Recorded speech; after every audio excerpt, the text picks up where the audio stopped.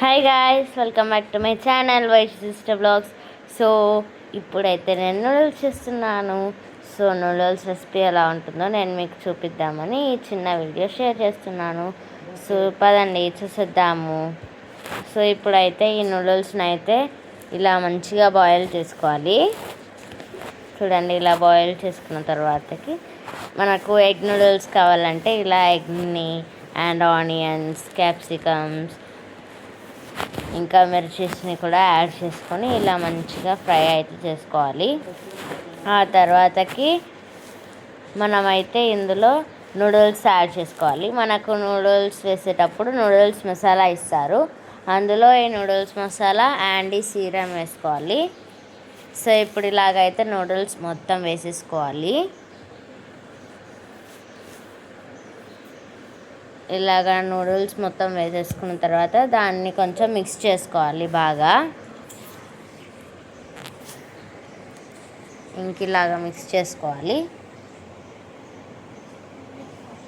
And mix చేసుకున్న తర్వాతకి మనం ఇందులో అయితే కొంచెం చిల్లీ పౌడర్ అయితే వేసుకోవాలి రౌండ్గా.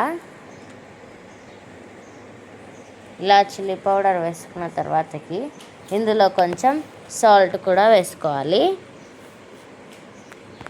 అండ్ ఉప్పు కారం రెండు వేసేసుకున్న తర్వాతకి బాగా మిక్స్ చేసుకోవాలి. చూడండి, ఇలా అవుతుంది. అండ్ ఇప్పుడు ఇందులో మసాలా అయితే వేసుకోవాలి, నూడిల్స్ మసాలా.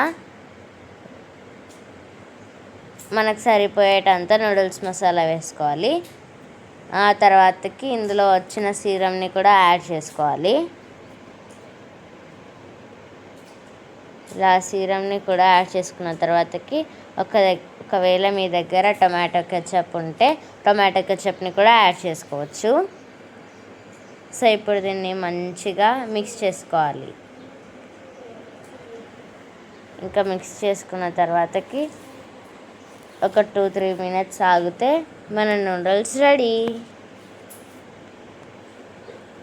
చాలా బాగా మిక్స్ చేసుకోవాలి, మంచి టేస్ట్ రావాలి. ఇక్కడైతే మాకు స్మెల్ చాలా బాగా వస్తుంది. అండ్ ఇక్కడైతే మన నూడిల్స్ రెడీ అయిపోయింది. చూడండి, ఇప్పుడు నేను దీన్ని టేస్ట్ చేసి చెప్తాను ఎలా ఉందో.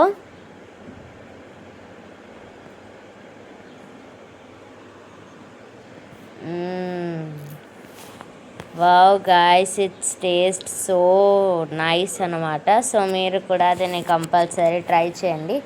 So please to like, share, comment and subscribe. Bye.